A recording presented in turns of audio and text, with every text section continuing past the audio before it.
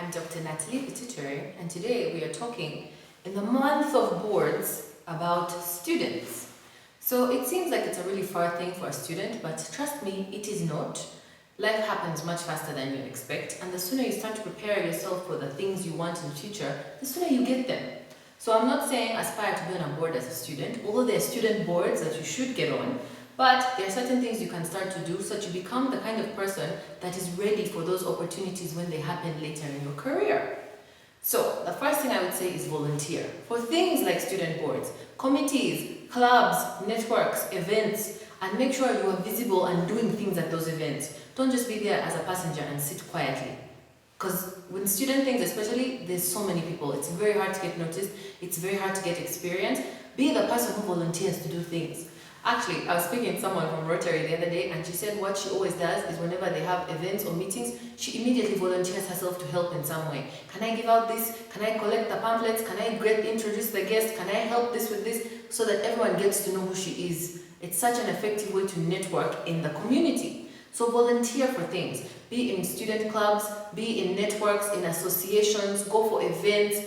And in the student world, there's so many things that are affordable or are free. So make the most of being a student. Even like maybe a year after I stopped being a student, I still used to sometimes say, hi, I'm a student of this, and this, and I'm here to get research on this.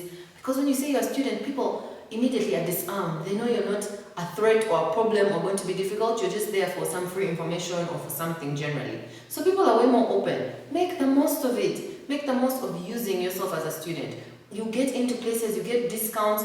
Ask, I'm a student, can I still attend? Is there a way you can discount the price for me for this conference? You can get these things. But make sure you're putting yourself out there. Because what you lack when you're young is experience. Yet you have all this energy, you have all this time, you have all these ideas, you have all this passion. What old people lack is passion. Because they're tired and they're cynical and life has been hard. So you can see how few old people are like still feisty and fiery. It's because life has beaten them down, yo. I'm seeing now, I'm experiencing the beat down, and I can imagine what I'll be like when I'm old.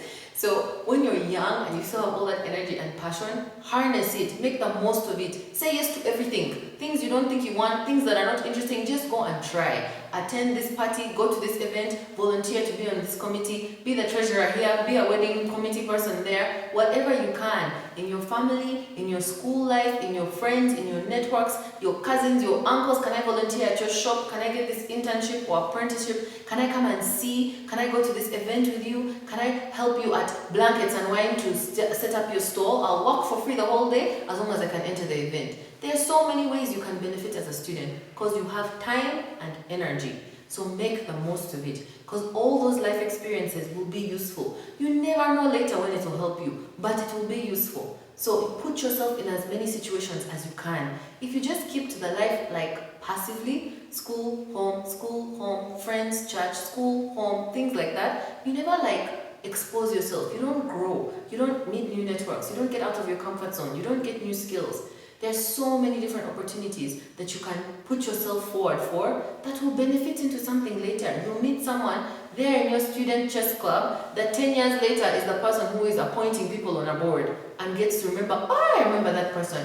So helpful in the chess club, so smart, so sharp, always on time, was so useful, introduced us to this, managed the event. They remember you well. You never know. Just plant all the seeds you can.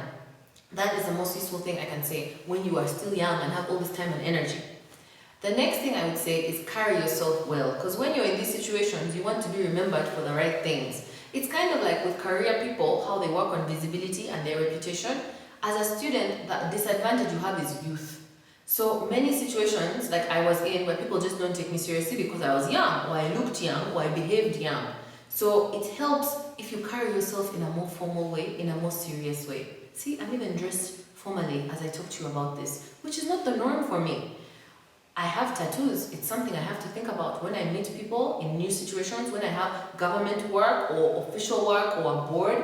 I don't show up dressed in something sleeveless. I make sure that I'm covered up, I am decent.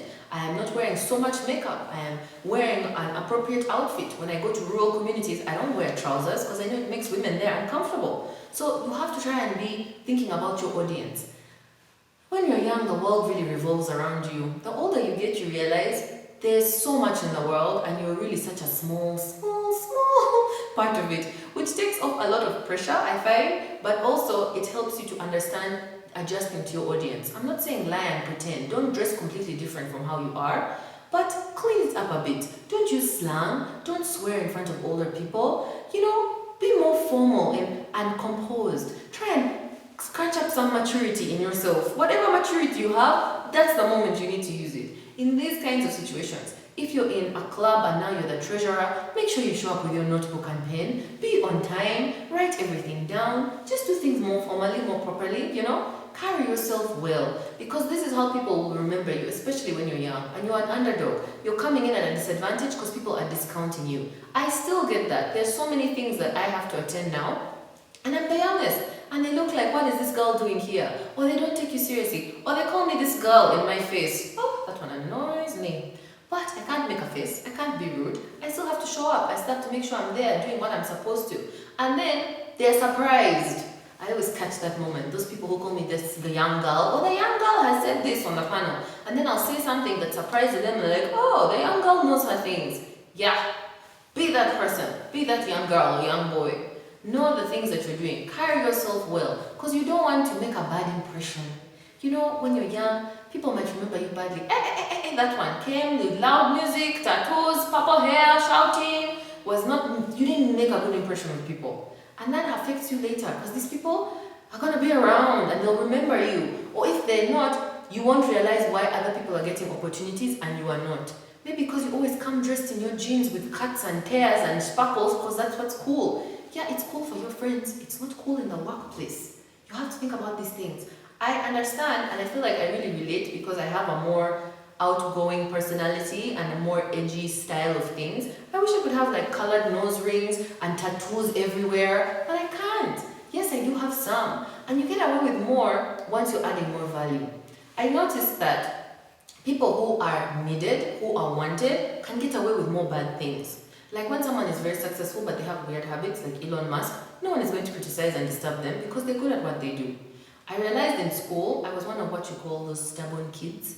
My mom was always stressed about school because whenever the school would call her, she's like, what have you done now? She just knew it was me and I'm in trouble because I did something.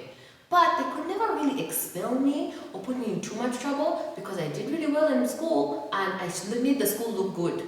Like if it's a play or a public thing or an event, I was helpful and useful, I get good grades, you gotta balance. I have a cousin like that who is very, very smart and was always in trouble, but they could not expel her because she'll get the best grades in the school. And it helps. If you're adding value, you get away with way more. That's why I feel like now I can get away with a small nose pin, I can get away with some tattoos sometimes, some are hard to hide. But it's worth it because my value outweighs the negative side or the risk. And I don't think things like piercings and tattoos are negative personally, but I also understand I live in a world where it's about perception. I am not the person who gets to decide. I would hire someone with tattoos and piercings because I know that their brain works fine with them. But I know a lot of the hiring managers, a lot of senior people, government people, officials, CEOs won't. With certain types of hairstyles, with certain types of colloquial language, there's some things that put people off. And you want to minimize those things until you're far ahead enough that you can start to let some of those things go.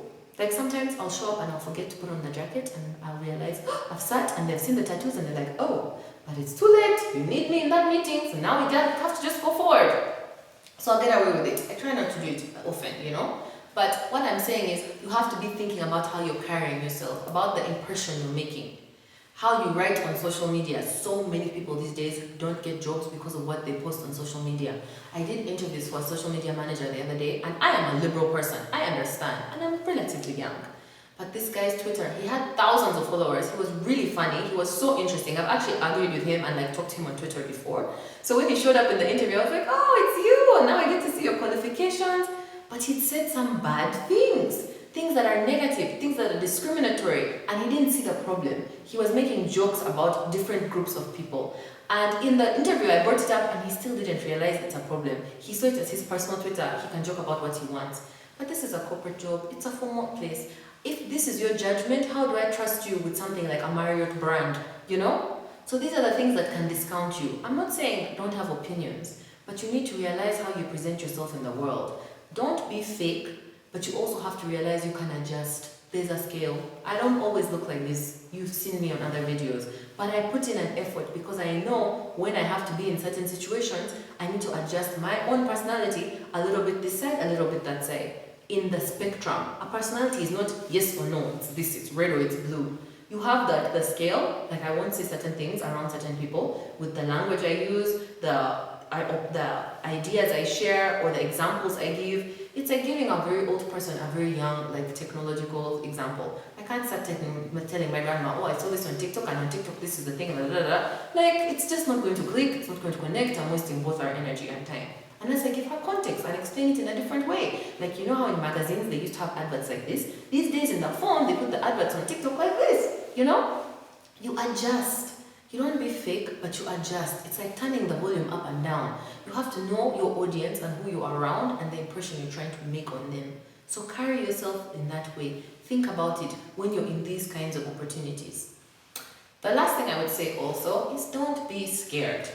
If I could go back and encourage my younger self, I think there were so many things that I was too scared to do or to say or to speak up or to ask. And it just took me longer to learn those lessons or to get in those positions. And I think I'm someone who has moved relatively fast because I do learn quickly. So I realize when I've done something and I can do it faster or better the next time.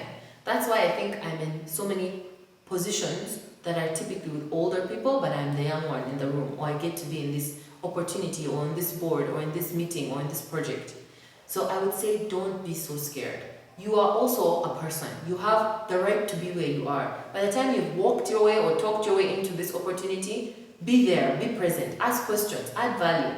I remember one of my first board meetings, I was maybe 17, and my dad said I could come, but I should just sit, learn, observe, see. Being the stubborn kid that I was, of course I asked questions in the board meeting. And this was a board with like a proper board meeting with other people from other companies and real like adults. But I was not scared. So I asked certain questions and I learned so much about how boards happen and what happens in the companies. And I remember later when the board meeting was over and one of those breaks, one of the people who had come from South Africa was very impressed and he's like, wow, I'm surprised that you could ask questions and speak up, but it's very impressive. I think you have a bright future. It's like, Mama, thank you. I didn't ask anything stupid. I went forward with it and it helps because it made me not scared. So now when I'm on actual boards, even when there's a contentious issue, when there's something that I know other people disagree with, I'm not scared to say it. So I think you practice that, and fear holds us back so much. And when you're young, like I said, I'm not trying to be patronizing. I remember the feeling. It feels like a world revolves around you. So your insecurities are so magnified. It seems like the end of the world if you say something stupid in public, or the things that you're scared of seem so big. When you're older and you have other problems that are bigger than that, or bigger than you realize how small that was. But it does feel scary in the moment. So I understand, and I'm saying you have to learn how to push past that fear. Don't let the fear limit you or not make you speak up. I know so many young people who are not scared and they go for it and they ask questions and they push and they remind me for things. You promised me this, I would like to follow up. Can I come and meet you about this? What about this? Can you introduce me to this person? Go for it. At worst, I'll forget to respond or I'll say no. But you don't lose anything. Try, get yourself out there. Don't be so scared. And I know in our culture, young people are not valued or listened to, and it's so frustrating. So it further diminishes your self-esteem. You ask the questions, you show up, you be in those meetings. Ask for the opportunities, intern, volunteer, and be present when you're there. Be paying attention, be listening, ask, notice, add the people on LinkedIn, introduce yourself. Say, I noticed when you said this and it was really great. Sometimes it's just nice to compliment someone. Even these people who you see as big and powerful and they'll never remember you, tell them, I really enjoyed your speech. It still touches them because they're there for a reason, to share that information or to share their knowledge or to meet with these people. And humans are humans at the end of the day. We still all want connections and we still all have fears and insecurities, no matter how old or how successful you get. So take the pressure off yourself a little bit. Yes, there's pressure to behave in a certain way, act a certain way, be more mature, show up well, iron your clothes, be on time, take off all the extra jewelry. Ladies, please. Oh my gosh, sometimes we overdo it. I'm just saying you want to be remembered for the right things, and fear often stops you. If you attend many things but you're always really quiet, no one will notice that you attended. Yes, you're learning because you're observing, but the best way to learn is to act. So the sooner you start implementing these things, speaking at these things, doing things, you will absorb that information and you embody it. It means you know it so well that you don't have to think about doing it. And that's when you no longer have to use energy to learn this new skill or be good in this area. So don't be so scared. The fear is there, but fear can't kill you.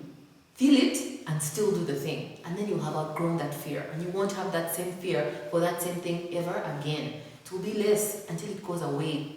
Feel the fear and do it anyway. That's what Susan Jeffries says. So that is something I live by, because everyone has fear. So make sure you're thinking about these things. Volunteer for all the things you can. Carry yourself well. Be mature. Be organized. Be formal. Think of your audience. And don't be so scared. The fear will be there. You can power through it. You will get through it until you're not scared of that thing again. Hope you found that useful. If you found this video useful, be sure to subscribe on my social media channels so you can get more information. I believe in you, I want you to succeed, and I am here to support you.